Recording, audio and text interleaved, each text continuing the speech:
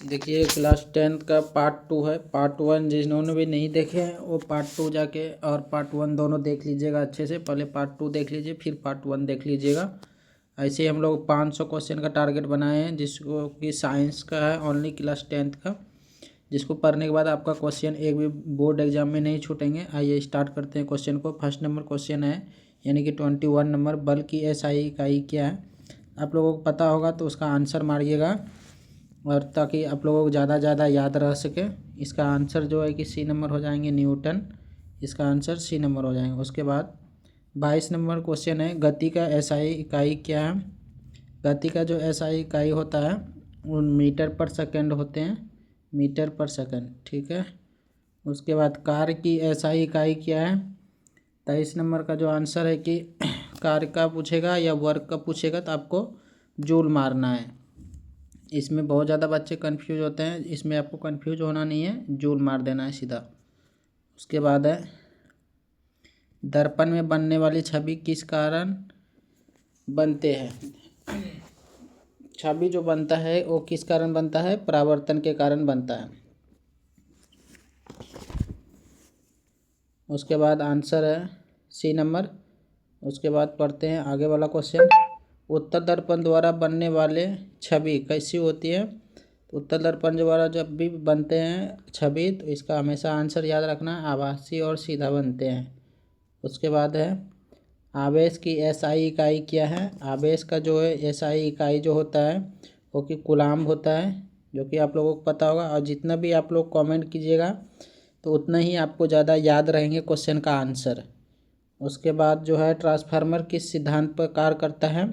इसका आंसर आप सभी को पता होना चाहिए, क्योंकि ये बहुत बार रिपीट हो चुके हैं क्वेश्चन बोर्ड एग्जाम में। इसका आंसर जो है कि बी नंबर हो जाएंगे, विद्युत चुम्बकीय प्रेरण। उसके बाद क्वेश्चन है, लेंस की क्षमता की इकाई क्या है।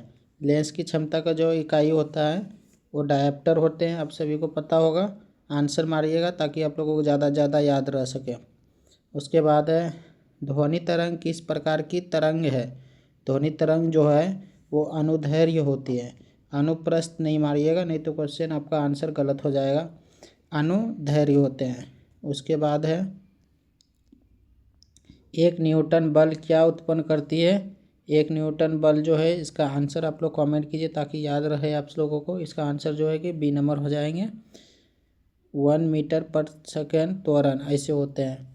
उसके बाद जो है कि विद्युत परिपथ में फ्यूज का उपयोग क्यों किया जाता है। विद्युत जो परिपथ होते हैं उसमें जो फ्यूज का उपयोग हो जाता है इसलिए, ताकि बल्ब खराब ना हो। बल्ब खराब नहीं होगा तो उससे क्या होगा, सुरक्षा होगा, इसलिए सुरक्षा के लिए उसका उपयोग किया जाता है। उसके बाद है, चुंबक के समान ध्रुव आपस में क्या करते हैं। चुंबक के समान ध्रुव जब रहेंगे तो प्रतिकर्षित करते हैं, अलग अलग रहेंगे तब आकर्षित करेंगे। तो इसका आंसर जो है कि बी नंबर हो जाएंगे। अगर प्लस प्लस रहेंगे तो परिकृति करेंगे, और माइनस और प्लस रहेंगे तो आकर्षित करेंगे। उसके बाद है, प्रकाश का अपवर्तन किस कारण होता है। अपवर्तन जो है कि किस कारण होता है, तो परिवर्तन वेग के कारण होता है। वेग ही नहीं होगा तो परिवर्तन कहाँ से होगा, इसलिए वेग के कारण होता है।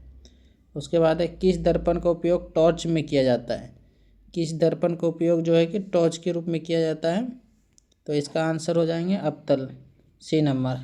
उसके बाद है, जल का रासायनिक सूत्र क्या है। जल का, इसका आंसर आप सभी को पता होगा, और आप लोग आंसर कमेंट कीजिए ताकि आप लोगों को ज़्यादा याद रहे। इसका आंसर ए नंबर हो जाएंगे।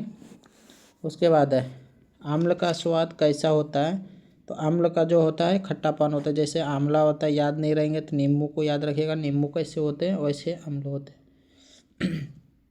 उसके बाद है, बेकिंग सोडा का सूत्र क्या है।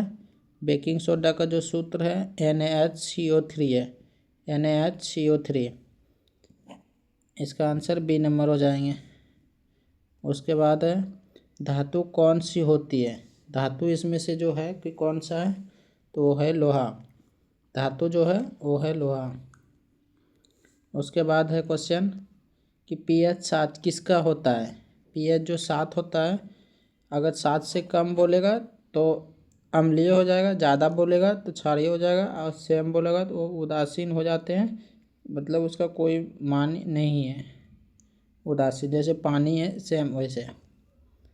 हाइड्रोक्लोरिक अम्ल का सूत्र है। हाइड्रोक्लोरिक का जो आंसर हो जाएंगे सी नंबर हो जाएंगे, सी नंबर। इसको HCl बोलते हैं हम लोग। ये फार्मूला जो है आपको कि लगभग 40 से 50 याद कर लीजिएगा, जिससे कि आपको आप लोग कमेंट कीजिएगा, हम PDF बना के दे देंगे कौन कौन से मोस्ट VVI हैं जो कि आपके बोर्ड एग्जाम में पूछे जा सकते हैं। अब पार्ट 3 आ जाएंगे थोड़ा देर में। इसको देख लीजिएगा आप लोग, पार्ट 1 पार्ट 2 पार्ट 3 ऐसे करके देख लीजिएगा। 500 क्वेश्चन कंप्लीट हो जाएंगे, आपका बोर्ड एग्ज़ाम क्लियर हो जाएगा। अच्छे नंबर से, कोई दिक्कत नहीं रहेंगे। धन्यवाद।